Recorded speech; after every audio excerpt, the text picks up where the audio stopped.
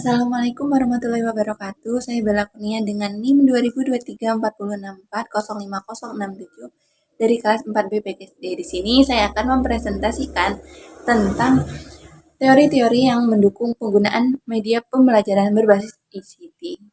Nah, yang pertama itu ada teori behaviorisme, yaitu menurut B.F. Skinner. Teori belajar adalah aktivitas yang terjadi di dalam pikiran dan dapat disimpulkan hanya dengan perilaku yang diamati. Nah, perilaku dibentuk oleh kemungkinan penguatan untuk membentuk respon yang diinginkan, penguatan positif, serta meningkatkan perilaku yang diinginkan dengan imbalan penguatan negatifnya meningkatkan perilaku yang diinginkan dengan menahan hadiah, hukuman, atau mengurangi perilaku yang tidak diinginkan dengan rangsangan negatif. Nah, prinsipnya yaitu belajar disimpulkan dari perilaku, koneksi, stimulus respon, membentuk perilaku, dan penguatan memperkuat respon. Serta rantai perilakunya itu keterampilan dan implikasi pada pembelajaran. Pembelajaran harus memberikan rangsangan dan penguatan yang tepat untuk mencapai respon yang dipelajari yang diinginkan. Implikasi pada penggunaan ICT, program komputer dapat memberikan rangsangan dan penguatan yang konsisten dapat diandalkan secara individual. Nah, teori yang kedua itu ada teori pemrosesan informasi atau attention dan sharing. Teori belajar adalah menyandingkan informasi ke dalam memori manusia, mirip dengan cara komputer menyimpan informasi.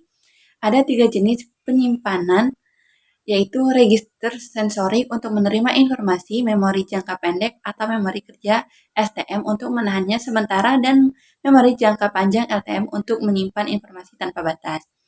Nah, prinsipnya belajar disimpulkan dari perilaku belajar adalah menyediakan informasi ke dalam ingatan, dimulai dengan perhatian, tindakan memastikan transfer ke memori, latihan memperkuat retensi dan membantu mengingat. Implikasi pada pembelajarannya itu pembelajaran harus menarik perhatian, memberikan jenis tindakan yang tepat, dan menyediakan praktik yang cukup untuk memastikan, mengkodekan, dan mempertahankan retensi. Implikasi pada penggunaan ICT, aplikasi komputer memiliki kualitas untuk menarik perhatian siswa dan menyediakan aplikasi dan latihan berulang-ulang secara individual. Dan teori yang ketiga yaitu teori perilaku kognitif dari Robert Gigny. Teori pembelajaran dibentuk dengan menyediakan kondisi instruksional yang optimal. Jenis keterampilan yang berbeda, misalnya konsep, aturan, pemecahan masalah, serta memerlukan kondisi belajar yang berbeda. Nah, pembelajaran mencakup 9 peristiwa pembelajaran yang berbeda sesuai dengan jenis keterampilan yang diajarkan. Dan pendekatan hierarki keterampilan yang menyajikan keterampilan sederhana dan membangun keterampilan yang kompleks.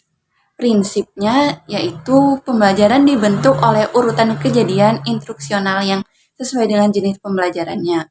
Belajar adalah proses membangun, peserta didik harus memiliki keterampilan persyarat untuk setiap keterampilan baru. Implikasi pada pembelajarannya, kegiatan pembelajaran harus menyediakan acara untuk mendukung jenis pembelajaran siswa, harus menunjukkan bahwa mereka telah mempelajari keterampilan persyarat.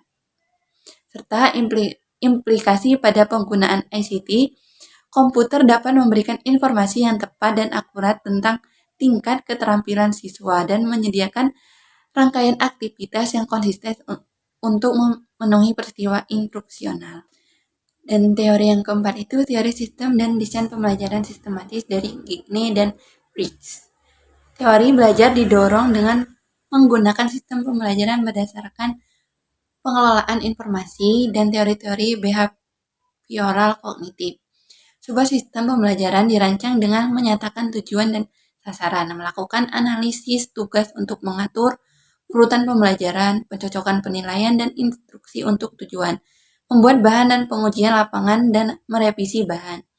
Prinsipnya yaitu pembelajaran paling efisien bila didukung oleh sistem pengajaran yang dirancang dengan baik, sistem pembelajaran yang lengkap, memuat tujuan, kegiatan, pembelajaran, dan penilaian. Implikasinya pada pembelajaran harus instruktur dan berurutan, dan siswa harus terus dipantau saat mereka maju melalui sistem instruksional.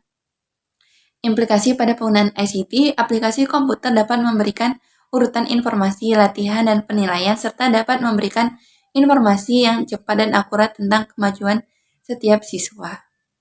Nah, teori yang kelima itu implikasi teori belajar objektivisme terhadap strategi pengintegrasi media berbasis ICT.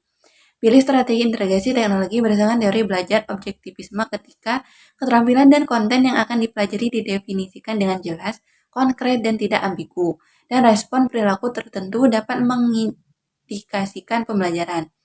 Siswa membutuhkan bimbingan atau latihan individu untuk belajar dan mendemonstrasikan keterampilan persyarat. Siswa perlu memperoleh keterampilan secepat dan seefisien mungkin. Teori yang keenam itu dari teori aktivisme sosial dari John Dewey. Teori belajar adalah pertumbuhan individu yang muncul melalui pengalaman sosial. Perkembangan peserta didik didorong melalui aktivitas langsung yang terhubung dengan isu dan masalah dunia nyata. Kurikulum sekolah harus muncul dari minat siswa dan diajarkan sebagai topik yang terintegrasi, bukan sebagai keterampilan yang terpisah. Nah, prinsipnya itu pembelajaran memerlukan interaksi sosial antar siswa terhadap masalah dan persoalan yang langsung menjadi perhatian mereka. Implikasi pada pembelajarannya itu pembelajaran harus menekankan kegiatan kolaboratif dan koneksi dunia nyata. Implikasi pada penggunaan ICT, teknologi mendukung peluang untuk kolaborasi, presentasi visual, membantu siswa menghubungkan konsep abstrak dengan aplikasi dunia nyata.